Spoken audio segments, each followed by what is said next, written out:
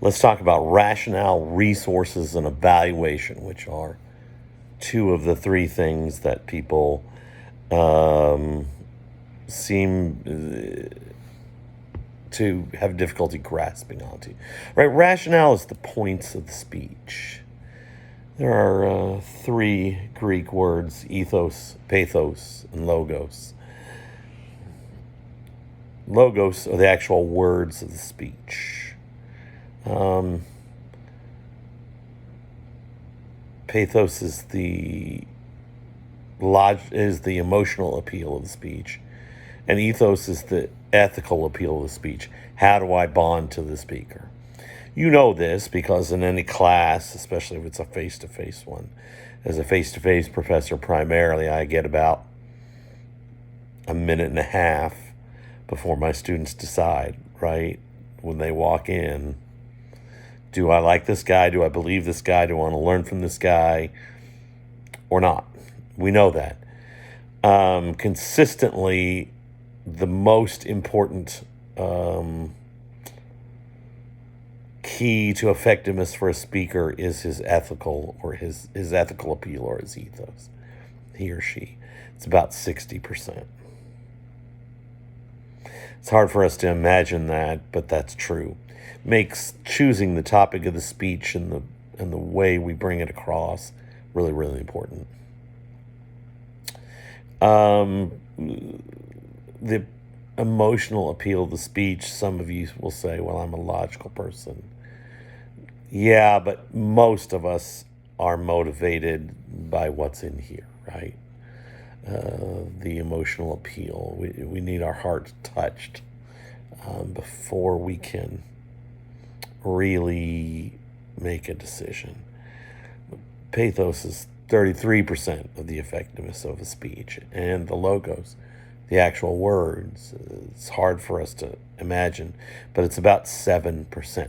Now, that doesn't make that not important. In fact, if anything, I will argue it makes it more important that we choose it well. There are certain ways to increase the effectiveness of it. Make sure your points, the rationale is memorable. We remember things like the 3 R's: reduce, reuse, recycle. Why? Well, there's alliteration, they're short, they're punchy. We remember them. It matters how you choose the points of the speech. If you're talking about mental health and signs of anxiety, clinical anxiety, what are those? We can only hit so many points of a speech in a 3 to 5 minute speech. I'm going to argue that it's a minimum of 3 and a maximum of 5. Gives you about 30 to 45 seconds each point if you do 5, a little longer if you do 3 or 4, and then time to get into and out of the speech. So the rationale is important. It's got to be there, and it's got to be done well, so that the other parts of the speech can do their part and it can all come together. Resources are not sources. Do not tell me, well, I looked up a stat here.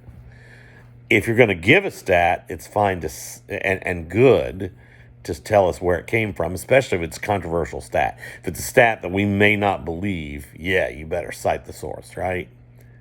That's not a resource. Resources bring light and color to your topic. Think about show and tell at school. Now, if I'm doing a speech on vintage comic books, and I'm talking about the Golden Age and the Bronze Age and the Silver Age, this is a resource. Now, especially because I'm doing it on video, I need to leave it up there for a minute so you can really grasp it. That's a resource. It's a show and tell item, right? Oh, that's what we're talking about. That's a 1970, maybe, I'm going to guess. Excuse me. It's a 1966 Golden Age Marvel fantasy masterpiece, Captain America. See how it came on it a couple of times. Now, it doesn't have to be something you hold up. Most of you have big screen or reasonably big screen TVs wherever you live. That can be behind you in the video. You could have a PowerPoint playing up there. Most of you are recording on your phone. Those are resources. A personal story is a resource, but you only use personal stories. Now, I will argue that personal story is the most effective resource because it's the one thing I can't argue with. I might discount it, but I can't argue with it because it happened to you. So, resources, things that bring light and color to your topic. Think about show and tell day when you were in kindergarten. Finally, evaluate. Evaluate's the name of a human being, and they need to have one of two qualifications. They either know a lot about your topic and can say you're going to talk them through your speech. Maybe you're going to give them your speech, however you want to do it. They're going to help you evaluate it. The other type of person is someone who has no knowledge of your subject.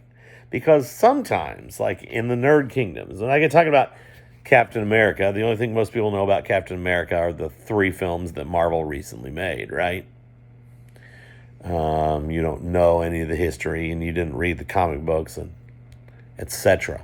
And so maybe it's better for somebody that doesn't have any knowledge of it whatsoever to give you some feedback, because especially when we're dealing with a subject that we're passionate about, we tend to start too deep.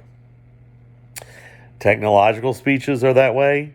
Man, I had a guy do one on streaming, and I knew it was going to be technical jargon, and I asked him to do a handout, which I felt would be better, and he did it.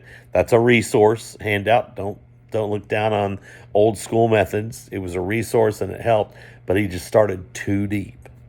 My eyes were glazing over in the first 30 seconds of the speech because he had forgotten more about streaming than I knew, and he was into download and upload speeds and this and that. So it needs to be someone who has a lot of knowledge, someone who doesn't have any knowledge. Maybe your mom's always evaluated your stuff. Okay, but I need to know why this person is relevant to evaluate your speech. Rationale is the points of the speech. Resources, things that bring light and color. Evaluate is the name of a human being who's going to go over this speech with you and make sure you didn't miss anything. Thanks.